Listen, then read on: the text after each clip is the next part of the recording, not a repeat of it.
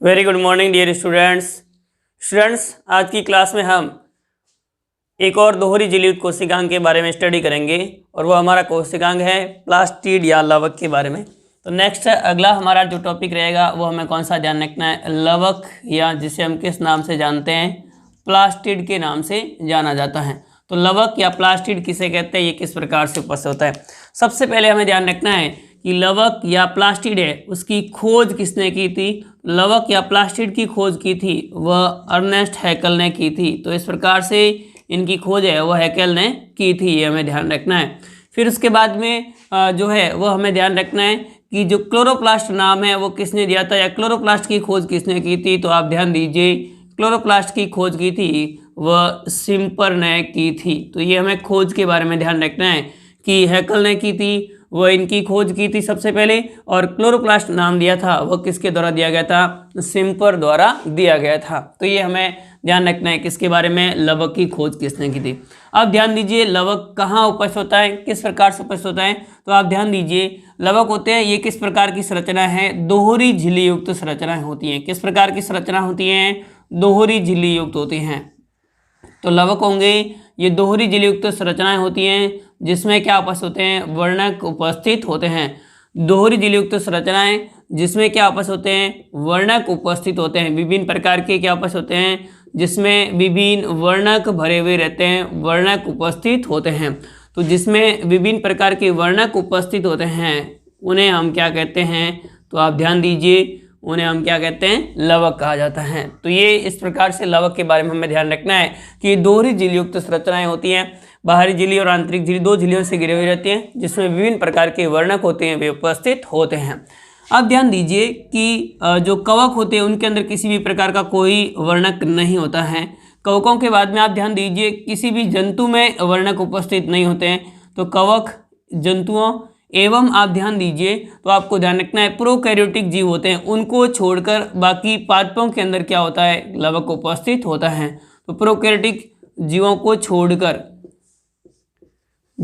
छोड़कर अन्य सभी जीवों के अंदर क्या उपस्थित होता है, तो आपको ध्यान रखना है को छोड़कर अन्य जो पादप होते हैं, अन्य सभी पादपों के अंदर क्या उपस्थित होता है, यानी सभी पादप होते हैं उनके अंदर ये उपस्थित होता है। शैवाल की बात करें, ब्रायोफाइट की बात करें, टेरिडोफाइट की बात करें, या आपको ध्यान रखना है एंजियोस्पर्म और जिम्नोस्पर्म की बात करें, तो उन सभी के अंदर क्या उपस्थित होते हैं, तो आपको क्या ध्यान रखना है, लवक उपस्थित होते हैं। तो आप ध्यान दीजिए कवक जंतु प्रोकैरियोटिक जीवों को छोड़कर अन्य सभी पादपों के अंदर क्या उपस्थित होता है, लवक या प्लास्टिड उपस्थित होता है।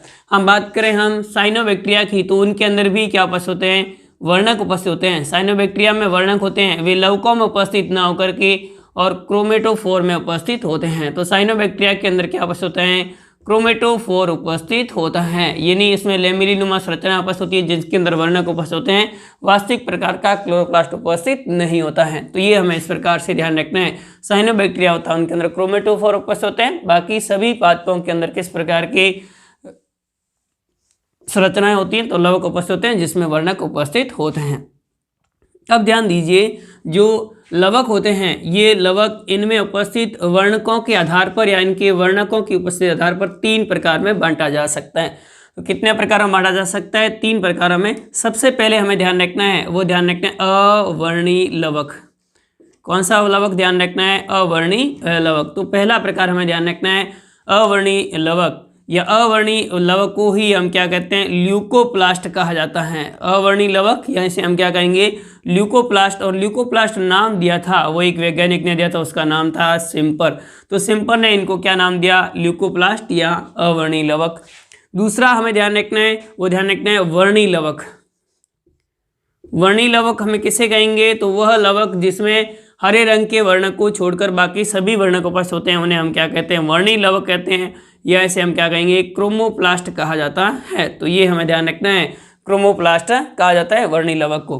तीसरा लवक हमें ध्यान रखना है वो कौन सा ध्यान रखना है, क्लोरोप्लास्ट। तो ये हमें ध्यान रखना है क्लोरोप्लास्ट है, ये तीसरा वर्णक है। तो तीन प्रकार के लवक होते हैं ये उपस्थित होते हैं। क्लोरोप्लास्ट के अंदर केवल आपको ध्यान रखना है क्लोरोप्लास्ट में मुख्य रूप से प्रकाश संश्लेषी वर्णक उपस्थित होते हैं। तो प्रकाश संश्लेषी वर्णकों युक्त जो संरचना होगी उसे हम क्लोरोप्लास्ट कहेंगे।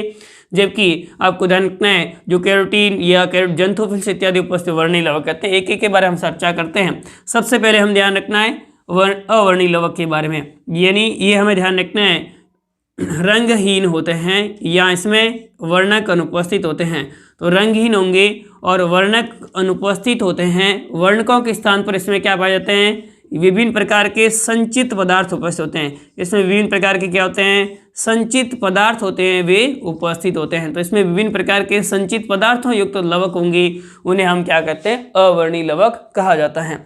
अवर्णीय लवक होते हैं ये अनियमित आकार के होते हैं, तो इनकी कोई आकृति भी फिक्स नहीं होती है, अनियमित आकृति के होते हैं। तो वर्णीय लवक अवर्णीय लवक होंगे ये रंगहीन होते हैं, इसमें वर्णक अनुपस्थित होते हैं।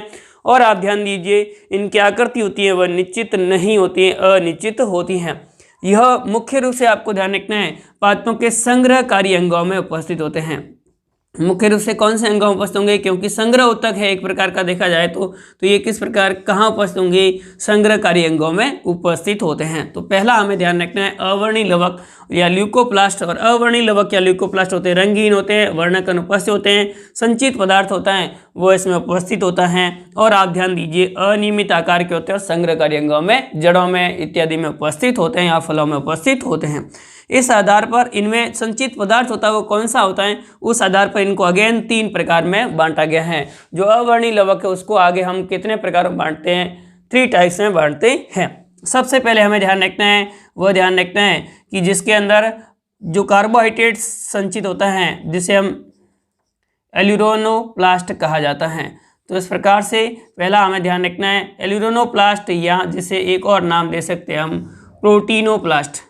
क्या नाम दे सकते हैं, एल्यूरोनोप्लास्ट या प्रोटीनोप्लास्ट नाम दिया जा सकता है। तो एक तो प्रकार हो गया वो हमें कौन सा ध्यान रखना है, एल्यूरिनोप्लास्ट या प्रोटीनोप्लास्ट कहा जाता है। तो ये पहला प्रकार हमें ध्यान रखना है एल्यूरिनोप्लास्ट या जिसे हम प्रोटीनोप्लास्ट कह सकते हैं।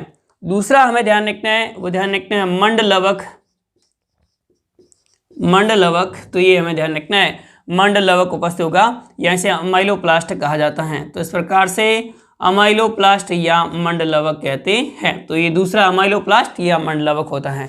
तीसरा हमें इसमें ध्यान रखना है वो ध्यान रखना है तेलद लवक, या जिसे हम किस नाम से जानते हैं, तेलद लवक को ही हम कहते हैं इलायोप्लास्ट। तो इस प्रकार से इलायोप्लास्ट कहा जाता है। तो इस प्रकार से इलायोप्लास्ट या जिसे हम किस नाम से जानेंगे, तो आपको ध्यान रखना है इलायोप्लास्ट को ही हम कहते हैं तेलद लवक। तो ये तेलद लवक या इलायोप्लास्ट होता है। थोड़ा यहाँ ध्यान रखना है इलायोप्लास्ट। तो ये इस प्रकार से इलायोप्लास्ट या तेलद लवक 3 प्रकार के लवक होते हैं। देखो एल्यूरिनोप्लास्ट या आप ध्यान दीजिए तो आपको ध्यान रखना है एल्यूरिनोप्लास्ट या प्रोटीनोप्लास्ट, जिसमें किसका संग्रह होता है, प्रोटीन का संग्रह होता है। और प्रोटीन का संग्रह होगा उसे हम क्या कहेंगे, तो आपको क्या ध्यान रखना है, प्रोटीनोप्लास्ट कहा जाता है। तो प्रोटीनोप्लास्ट में किसका संग्रह होगा, प्रोटीन का संग्रह मुख्य रूप से होता है। और प्रोटीन के संग्रह होने के कारण से ये मुख्य रूप से कहाँ पर होगा, दालों के बीजों में उपस्थित होता है। तो दालों के बीजों में इस प्रकार का लवक होता है वह उपस्थित होता है। दूसरा हमें ध्यान रखना है मंड लवक, इसमें किसका संग्रह होता है, तो आप ध्यान दीजिए मंड में यानी कार्बोहाइड्रेट का संग्रह होता है, ये हमें ध्यान रखना है। तो इसमें किसका संग्रह होगा, कार्बोहाइड्रेट का यानी स्टार्च का संग्रह होता है। तो ये कार्बोहाइड्रेट या स्टार्च का संग्रह होता है और ये पादपों की जड़ों में अधिक उपस्थित होता है तथा कुछ फलों में भी उपस्थित होता है, ये हमें ध्यान रखना है दूसरा प्रकार। तीसरा हमें ध्यान रखना है तेलद लवक। तेलद लवक में किसका संग्रह होता है, तेल या वसा का संग्रह होता है। तो इस प्रकार के लवक होंगे उनमें वसा का संग्रह होता है और वसा अधिक मात्रा में उपस्थित होती है। और इस प्रकार के होंगे वह आपको ध्यान रखना है तेल युक्त बीजों में उपस्थित होते हैं, जैसे कि सरसों का बीज है, या आपको ध्यान रखना है जो सरसों के अतिरिक्त मूंगफली का बीज है। तो इस प्रकार के बीजों के अंदर कौन सा वर्णक उपस्थित होता है, तो आप ध्यान दीजिए तेलद लवक उपस्थित होता है। तो अवर्णीय लवक होते हैं 3 प्रकार, हमें ध्यान रखना है प्रोटीनोप्लास्ट, अमाइलोप्लास्ट एवं इलायोप्लास्ट। तो ये इस प्रकार से 3 प्रकार के हमें ध्यान रखना है वह ल्यूकोप्लास्ट होते हैं। फिर इसके बाद में हम सेकंड की बात करेंगे वर्णीय लवक या क्रोमोप्लास्ट की। वर्णीय लवक या क्रोमोप्लास्ट होते हैं, इसमें आप ध्यान दीजिए हरित लवक यानी हरित लवक में जो वर्णक उपस्थित होते हैं क्लोरोफिल को छोड़कर अन्य वर्णक उपस्थित होते हैं। अन्य वर्णक कौन से उपस्थित होती हैं? कैरोटीन्स उपस्थित होते हैं। तो इसमें कैरोटीन्स उपस्थित होंगे। कैरोटीन्स होते हैं वे अल्फा, बीटा या गामा प्रकार के भी होते हैं। तो इस प्रकार से इसमें मुख्य रूप से बीटा कैरोटीन्स होता है, अन्य कैरोटीन्स भी उपस्थित होते हैं। तो ये हमें ध्यान रखना है, इसमें बीटा कैरोटीन्स और कैरोटीन उपस्थित होते हैं। इसके अतिरिक्त आप ध्यान दीजिए इसमें क्या उपस्थित होता है? जेंथोफिल उपस्थित होता है। तो कैरोटीन एवं जेंथोफिल जैसे वर्णक उपस्थित होते हैं। तो ये हमें ध्यान रखना है। इसमें जो क्लोरोप्लास्ट में उपस्थित हरित लवक में उपस्थित जो आपको ध्यान रखना है पर्णहरित होते हैं, उसके अतिरिक्त अन्य वर्णक उपस्थित होते हैं। तो ये हमें ध्यान रखना है, जैसे कि कैरोटीन से, जेंथोफिल से इत्यादि उपस्थित होते हैं। ये वर्णिक लवक होते हैं, इन्हीं के कारण से फलों एवं पुष्पों को रंग प्रदान किया जाता है। फलों एवं पुष्पों में विभिन्न प्रकार के रंग होते हैं, पुष्पों में रंग होते हैं, वो किसके कारण से होते हैं? तो आपको ध्यान रखना है, वर्णिक लवक के कारण से होते हैं। आप पुष्पों में एक और ध्यान रख सकते हैं, पुष्पों में जो दल का रंग होता है वो दल का रंग इसके कारण से न होकर किसके कारण से होता है? एंथोसाइनिन के कारण से होता है। तो दलों के अंदर रंग होता है वो एंथोसाइनिन के कारण से होता है। और एंथोसाइनिन होता है, यह एंथोसाइनिन आपको ध्यान रखना है कि जो दल होंगे, पेटल्स होंगे, उनकी कोशिकाओं के जीव द्रव्य होता है, उस जीव द्रव्य में रसधानी के अंदर घुलित अवस्था में उपस्थित होता है और ये किस प्रकार का? जल में घुलनशील होता है। तो ये घुलनशील वर्णक होता है एंथोसाइनिन, उसके कारण से जो पुष्प के दल का रंग होता है। तो पुष्प दल का रंग होता है वो तो एंथोसाइनिन कारण से, फलों और पुष्पों का रंग प्रदान करने का कार्य है वह इस वर्णिक लवक के द्वारा किया जाता है। और आप ध्यान दीजिए तो वर्णिक लवक में आप ध्यान रख सकते हैं, जैसे कि आप देखिए टमाटर का लाल रंग होता है वह किसके कारण से होता है? तो टमाटर का लाल रंग होता है वो लाइकोपिन के कारण से होता है। किसके कारण से होगा? एक ये मूल प्रकार का आपको ध्यान रखना है कैरोटीन से है लाइकोपिन, जिसके कारण से टमाटर है या मिर्ची है इनका लाल रंग होता है। तो टमाटर एवं मिर्च का लाल रंग होता है वो किस वर्णक के कारण से होता है? ये सवाल भी आपको ध्यान रखना है। तो लाइकोपिन के कारण से इनका लाल रंग होता है। तो लाइकोपिन उपस्थित होता है जिसके कारण से इनका रंग कैसा होगा? लाल होता है, ये हमें ध्यान रखना है। और आप ध्यान दीजिए तो आपको ध्यान रखना है गाजर का लाल रंग होता है वो किसके कारण से होता है? तो बीटा कैरोटीन्स के कारण से होता है। किसके कारण से होता है? बीटा कैरोटीन्स के कारण से होता है। तो गाजर का लाल रंग होगा वह बीटा कैरोटीन्स के कारण से होता है। और ये बीटा कैरोटीन्स होता है, यह beta carotenes he vitamin A का पूर्व पदार्थ होता है। और विटामिन ए होता है यह हमारे नेत्रों की रोशनी के लिए आवश्यक होता है। यानी नेत्र के अंदर जो कोशिकाएं बनती हैं उन कोशिकाओं में शंकु और जो शलाकाएं बनती है उनमें आप ध्यान दीजिए तो वर्णक उपस्थित होता है। उस वर्णक का जो है निर्माण होता है वो किसके द्वारा होता है? इस बीटा कैरोटीन्स के द्वारा होता है। तो ये बीटा कैरोटीन्स होगा वह आपको विटामिन ए का पूर्व पदार्थ होता है। तो विटामिन ए का पूर्व पदार्थ बीटा कैरोटीन होता है और गाजर में बीटा कैरोटीन्स के कारण से ही लाल रंग होता है। तो ये इस प्रकार से हमें ध्यान रखना है कैरोटीन्स। और ये कैरोटीन्स ही होते हैं जो कि ABA जो वर्णक जो हम हार्मोन पढ़ेंगे उस हार्मोन का भी पूर्व पदार्थ होता है। तो ये इस प्रकार से हमें ध्यान रखना है किसके बारे में? वर्णिक लवक के बारे में, जिसके कारण से फलों एवं पुष्पों को रंग प्रदान किया जाता है।